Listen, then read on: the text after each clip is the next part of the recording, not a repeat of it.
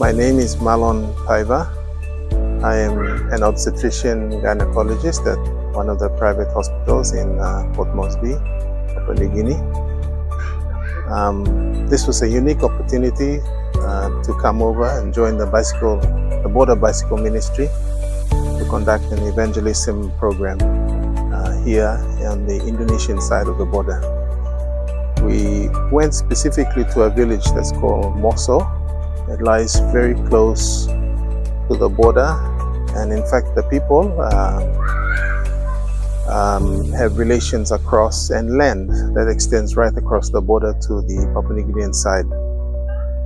Many of these people were born in Papua New Guinea and speak Pidgin very well as their first language, apart from their local language. So there was no language difficulty with communication. So it was a unique opportunity to come and perhaps conduct the first medical mission that the Border Bicycle Ministry has embarked on. So I count this a privilege and thank God for this opportunity to come and participate in this Border Bicycle Ministry program. So the village consists of about 50 households. Population would roughly be about 350 to perhaps 500 people that live in this area.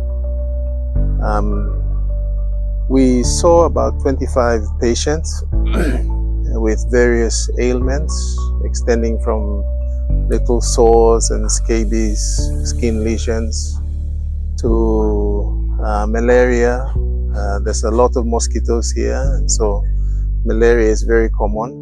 And there were about 4 patients we saw that had eye problems.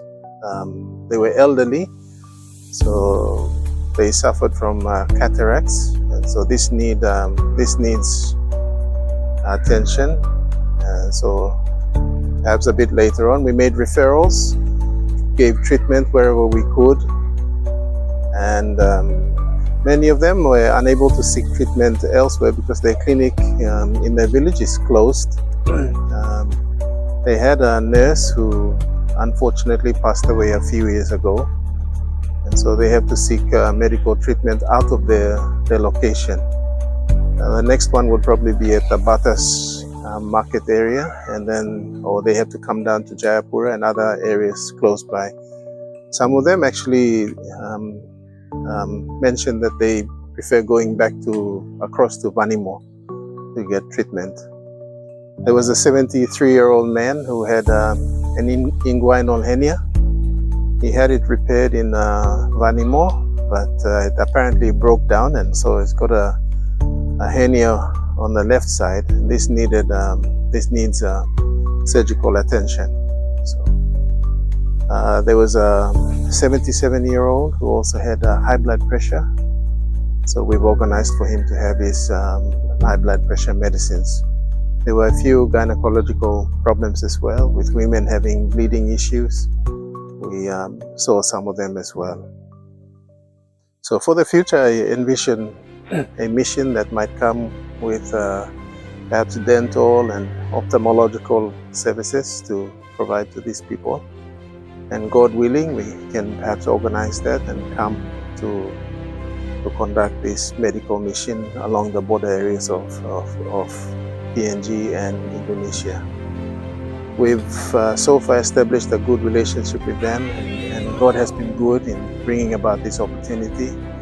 And I'm very thankful that this might be the start of many more missions to come across to minister to the people at the border area. For those young people who have lots of energy, if you want to be part of this mission, that'd be a good thing, because through the medical ministry, which is the right arm of the gospel, when Jesus was here on this earth, he used his medical ministry as a way of gaining access into people's lives. He brought healing before he taught. So that's the principle we adopt as well in spreading the gospel message to people. meeting their physical needs before we tell them about what God is able to do for them in their lives.